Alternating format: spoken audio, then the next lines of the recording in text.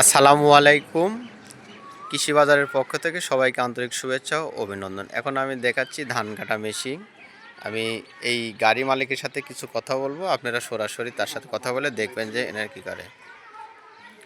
আসসালামু আলাইকুম। ওয়ালাইকুম সালাম। সুজন ভাই, এই গাড়িটা তো আপনারা নিয়ে আসছেন নতুন, তাই না? জি। এই গাড়ির সম্বন্ধে কিছু ধারণা দিবেন আমাকে। গাড়ি সম্বন্ধে যেগুলা জানতে চাবেন সেগুলাই ধারণা দেব। এই যে আমি প্রথমেতে জানতে চাই, এই যে এই জিনিসটা, এই যে চেন সিস্টেম দেখছি, এটার কাজ কি? এটার কাজ হচ্ছে সামনে থেকে ধান উঠাই নিয়ে এসে চেনে দিবে, চেনটা নেওয়া যায় এবার মারাই মেশিনে ঢোকায়। মারাই মেশিন কোনটা, এটা একটু দেখাবেন কি আমাদের? এই যে মারাই মেশিন, এটাই মারাই মেশিন। জি জি।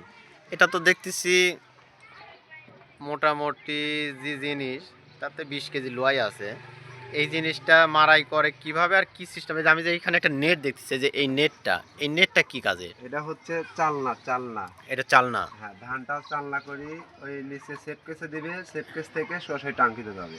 আচ্ছা, পোয়ালটা কোন দিক দিয়ে বাড়া যাবে ভাই? ওয়ালটা এদিক দিয়ে পিছন দিয়ে এই চেনে দেওয়ার পরে চেন থেকে নিচে ফালা দিবে। এই যে চেন, এই চেনের উপর দিয়ে চলে যাবে পোয়ালটা। হুম, হুম। পোয়ালটা এদিক দিয়ে যায়, এদিক দিয়ে চেন দিয়ে যাওয়ার পরে এই দিক দিয়ে যাওয়ার পরে পিছন দিয়ে, এই যে আপনাদের দেখাবো, এই পিছন দিয়ে এই দিক দিয়ে মনে হয় ফেলাই দেবে, তাই না? হ্যাঁ, এদিক দিয়ে। এদিক দিয়ে পোয়ালটা ফেলাই দেবে। যদি শুকনা জমি হয় তাহলে কয় মিনিট সময় লাগতে পারে আপনাদের এই 1 বিঘি ধান কাটতে? সর্বোচ্চ 20 মিনিট। আর যদি নরম জমি হয়? নরম জমি হলে আধা ঘন্টা 40 মিনিট লাগবে। মানে ডাবল টাইমটাই লাগে। হ্যাঁ হ্যাঁ হ্যাঁ। আচ্ছা, আপনি কি এখন দেখাবেন যে জিনিসটার ভিতর ধান থাকে এটা কোন বক্স? এই যে এটা। এই বক্সটা এই সাইডে একবার পেলেন দেখতেছি ভাই, বোঝাই যাচ্ছে না যে এটার মধ্যে ধান থাকে। এটা কিভাবে কি ঢুকে, এই জিনিসটা একটু বলবেন আমাদেরকে? এটা আপনার হচ্ছে এই যে এটা হচ্ছে মেন হচ্ছে ধান আনার পাইপ।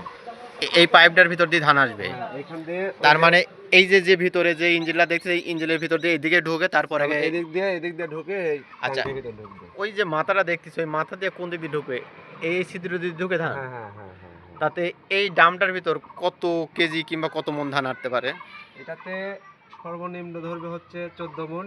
উপরে যদি আমরা হাই কোয়ালিটি ভাবে কাটি তাহলে 16 মণ পর্যন্ত লোড করা যাবে। 16 মন লোড করলে একটু জুলুম হয়ে যায় না আপনাদের জন্য?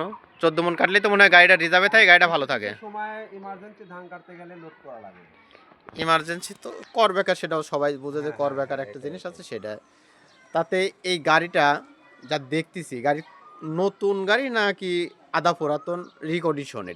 এটা আধা পুরাতন। তার মানে রিকন্ডিশন যেটাকে বলা হয়। গাড়ি কোম্পানি যেহেতু নতুন গাড়ি এখন বর্তমান সেল দিচ্ছে না, ভর্তুকি বন্ধ, এই কারণে হচ্ছে না আমরা রিকন্ডিশন সেকেন্ড হ্যান্ড সিজ করা গাড়ি নিই। এই গাড়িটার নাম কি গাড়ি বলে এটা? এটা হচ্ছে Abedin company, Abedin dealer company. আর হচ্ছে না এর গাড়িটার নাম হচ্ছে কবুতা কম্পিউটার হারভেস্টার। হারভেস্টার, এটা হারভেস্টার গাড়ি আমরা দেখতে পাচ্ছি। এই গাড়ির নাম হলেন হারভেস্টার, আর কবুতা হলো কোম্পানির নাম। আর এই জিনিসটা যা দেখলাম, এই হলেন এইটা ডিলারশিপ নিচে হলেন আবেদিন কোম্পানি। হ্যাঁ। আবেদিন কোম্পানির হলেন এটা ডিলার। আশা করি আপনারা আমার এই ভিডিওটা দেখে ভালো লাগলো। আমি আপনাদের আবার সামনে আরেকটা কিছু দেখাবো। আমি যে এই জিনিসটা দেখতেছি, এটা কি জিনিস আমি বুঝতে পারতেছি না, কিন্তু আমি ভাই বলবো যে ভাই এটা কি জিনিস। হ্যাঁ সুজন ভাই, এই যে দেখতেছি যে সব লোহার মতো এরকম সিংহের হাতের সুরের মতো খাড়া খাড়া সিংহের মতো, এই জিনিসটাগুলো কি? আপনার নিচে দেখান, নিচে নিচে নিচে এটা হচ্ছে কেসি।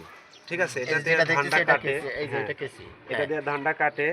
আর এই বেলগুলোই ধানটা ধরে। ঠিক আছে, ওই বেলগুলো মানে যেরকম আমরা মোড় ধরে মোড় ধরে, এই বেলগুলো ধরার পরে ফিঙ্গার থেকে সরাসরি উঠালে উপরে উঠাবে, উঠানোর পরে এই ফিঙ্গার থেকে চেন দিয়ে উঠায় আপনার মারার চেনে উঠাই দিবে একবার। মানে এর আগে যেটা দেখলাম যে পোয়াল চলে যায় চেন, আর এটাই হলেন সেই ফিঙ্গার এগুলো ফিঙ্গার যে পোয়ালটা এটা খাড়া করে একবার এটা মজবুত করে নিয়ে চলে যাবে। হ্যাঁ হ্যাঁ। দর্শক, আমার এই ভিডিওটা যদি ভালো লাগে অবশ্যই একটা সাবস্ক্রাইব শেয়ার করবেন। আর আপনার একটা শেয়ার একটা কমেন্টে আমি আরও আগে যেতে পারি। আশা করি সবাই ভালো থাকবেন। বাংলাদেশ জিন্দাবাদ। আল্লাহ হাফেজ।